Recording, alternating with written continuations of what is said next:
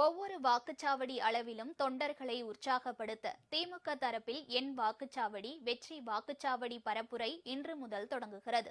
அண்மையில் சென்னையில் நடந்த திமுக மாவட்ட செயலாளர் கூட்டத்தில் பேசிய முதலமைச்சர் மு.க.ஸ்டாலின், வாக்குச்சாவடிகளில் வெற்றி பெற்றால் அந்த தொகுதியிலும் வெற்றி பெறலாம் என கூறியிருந்தார். அதன்படி வாக்குச்சாவடி அளவில் ஒவ்வொரு திமுக தொண்டரையும் உற்சாகப்படுத்தும் வகையில் வெற்றி வாக்குச்சாவடி பரப்புரை இன்று முதல் தொடங்குகிறது.